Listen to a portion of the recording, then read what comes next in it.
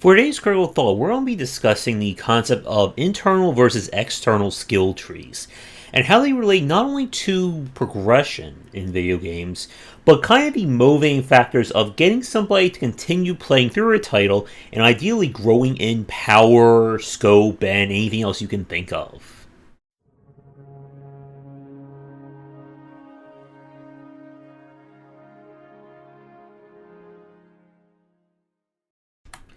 As we have spoken about many times in terms of progression, the player always needs to feel like they are moving forward, whether it's by inches or miles. And in titles that are built around long-term progression and trying to grow from, little weakling to the I can one-shot everything on the map, you need to have some kind of progression system in place.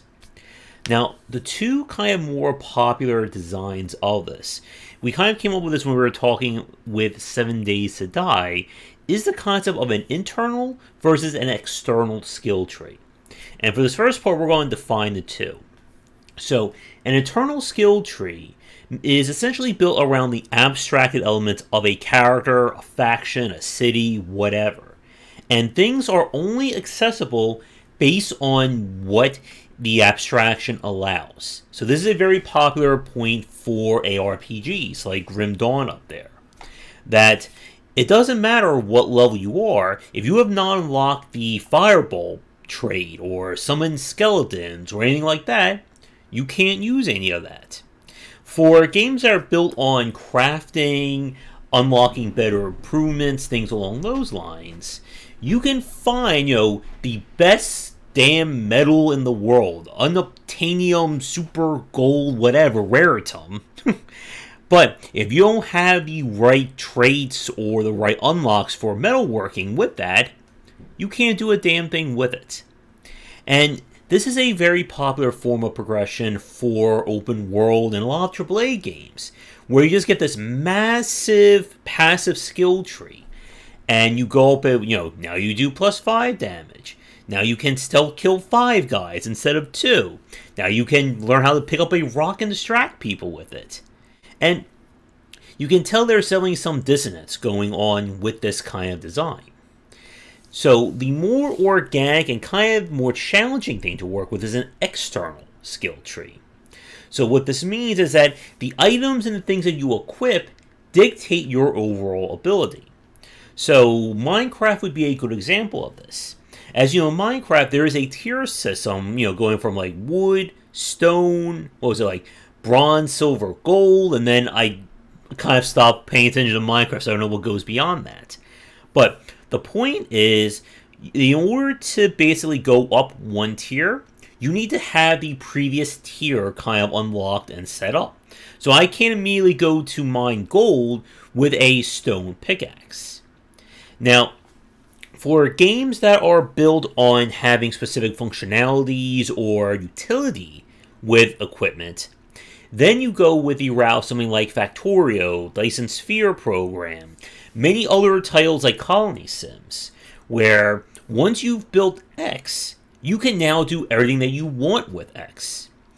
If it's a smelter, now you can start smelting ore into ingots, and then you can use those ingots at the blacksmith, and then you can start building swords, and then you can go fight better enemies and get more stuff to smelt, and again, the circle continues and goes on there. Now, external is far more visual, and it's far more impactful compared to an internal skill tree. Again, internal kind of works on the back end. Going from +5 to +7, I now do 20 points of damage instead of 10, and idle games are a big example of this. Some games will try and meet in the middle, where what you get internally will affect things in the world. I don't know if this is so much true in the latest Civilization, but in older versions of Sid Meier's Civilization, resource nodes on the map would only appear to you if you research their respective technology. So until you found it, I think it was husbandry, horses did not exist in this world. Now, this idea of having both internal and external, we're going to be talking more about that in the second part.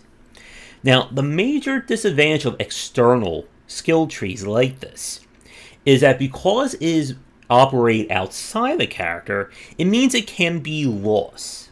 So if you ever played a game where you lose all your level 60 gear, or that very expensive machine or settlement you just built is destroyed, well, all the resources, time, and energy spent putting that together are gone. And unless you have backups of everything in place or the resources to reconstruct that, you've lost progress. And as we said at the start, you want the player never to feel that way. If they start to feel like they are going backwards in terms of progress, they're going to start to get very frustrated and will most likely quit on your game. And again, the beauty of internal is that once it's unlocked, that's it. It is unlocked until the end of time. If you just lost your favorite rifle, but you are a super pro master gunsmith, well, you can just build another one or construct more ammo. And this is where things get very interesting in terms of how the psychology of this progression goes into play.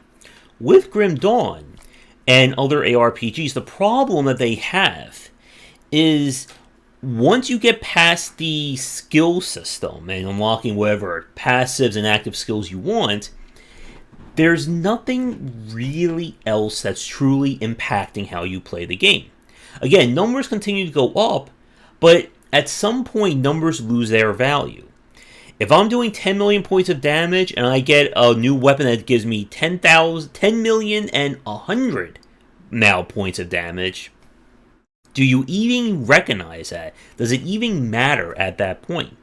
This is an issue that Diablo 3 certainly ran into, and I'm sure just about any ARPG that has a fixed cap will run into this. So how do you get around that? And it is very tough to do, because again, without new content or the elements in place for more variants, there's going to be an endpoint in your progression, or should I say an endpoint in true progression. Because again, numbers can't be scaled infinitely. You can always just say, okay, you're level 70, mastery 5. Now all your gear can show up at level 75, but you're still level 70. And we just keep scaling that up until you finally, die of starvation or old age playing our game. Now, with all that said, we're going to take our quick break and we're going to talk about why a lot of games prefer to use a hybrid model and what this means during the design and balancing process of a game.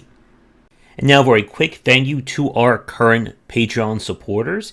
And if you're interested in my books on design, they are available at most major retailers. 20 Essential Games to Study is for first-time developers looking to be inspired, and the Game Design Deep Dive series covers the history and philosophy of major genres, with horror coming later in 2021. As I talked about in the last part, what we see from a lot of games these days is combining both internal and external skill trees to kind of have their cake and eat it too. And one of the big examples of this comes from survival-based games, min-max assembly line style games, and probably anything that allows for both kinds of progression to exist. One of my favorite examples was something like Hinterland, and games that allow you to go into the world, gather resources, fight enemies, etc., bring it back to then level up your character, gain new stuff, which you can then build to help you go back out again. And that essential loop has been seen in spades among survival games. The footage you're seeing here is from our night playing 7 Days to Die. And this game very much falls in line with this hybrid model. So as a character, I have an experience bar marked by the purple bar at the bottom of the screen. When it fills up, I get a skill point, which I can apply to different categories of skills based on strength, intelligence, perception, etc.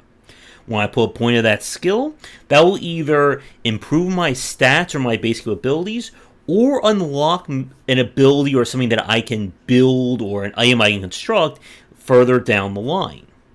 But with that said, of course, I can't just immediately, unlock a gun and then magically I can just make a gun appear in thin air. I still need to find those resources and not step on mine, as you saw right there as well. And this is where that hybrid model comes in. By going out into the world and doing stuff and helping construction and so on, I am upgrading my character.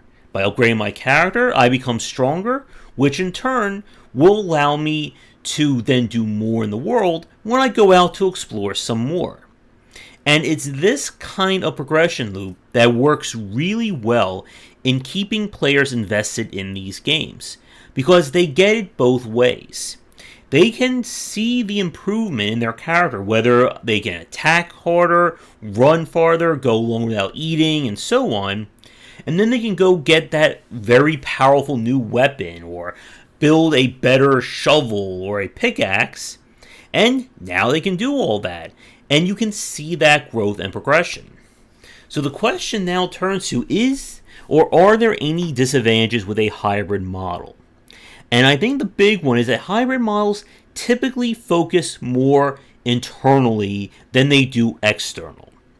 And the reason why, of course, is that you need to give the player some kind of constraint. If I could just literally walk out into the world, grab the best weapon in the entire game, and then start using it, then the entire progression system is messed up. Now, another advantage of this is that this also allows you to build your progression into the onboarding as well. And this is something that we saw in Factorio. When you start playing Factorio, you are limited by what you can build and the resources around your base. As you construct more, you'll get more resources, which you can then apply to improving your structures and your assembly line. When you're able to research, you can set things up so that it will automatically manufacture and use those research materials, which you can then unlock new things, and then that can then be used to do more in this world and make better use of its resources. So again, the beauty of these systems is that it allows, or it should allow, for a noticeable difference in how you play and approach these games as you go up the various progression and tech tree. Dyson Sphere program would be another really solid example of this. And how you go from just mining and harvesting a forest and a few clumps of rocks on a planet to an entire galaxy-spanning strip mining operation to build your Dyson Spheres. And that sense of scale and progression, again, is highly motivating to see just how far you've come and where you are now. To wrap things up for our video today, again, progression models are an essential point about any video game, especially if you expect somebody to play these games for a long period of time. Without having that sense of progression, all it is just work. And while work can certainly be fulfilling, it's not going to keep somebody invested in your game when they could be doing something that is more enjoyable or shows more progress. Mobile, gacha, free-to-play games are incredibly well at onboarding and keeping the player motivated with their progression systems. For a lot of titles, however, you don't have the allure of loot boxes and gachas to aid you. So you need to think about, how does somebody progress through my game, and how do I make that as easy to understand and as easy to get into as possible? Because you don't want players to be confused about how to grow in your game. Because if they don't know what they're doing, they're just going to mess around and not really follow what is happening, and then get frustrated if it doesn't work, which most likely it won't. So again, this is why the hybrid model works so well. Because before your player can start, manufacturing tanks and setting up entire electrical systems, they need to learn how to, bang two rocks together to make fire. Or tie a flint to a piece of stick here and make a spear. And as the player grows in power, it lets them again feel that sense of motivation. Anyone who's played a survival or kind of construction game knows how much of a thrill it is when you get that first big upgrade. When you go from using wooden weapons or wooden armor to your first metal weapon, or you build your first massive project that works. So, for those of you watching, can you think of other examples of games that we didn't talk about that handle either internal or external trees well, or even, again, go with the hybrid model? As always, check out our Discord and Patreon link down below, and come back for daily discussions on game design here and on game wisdom, where he's in the art and science of games. Until next time, take care.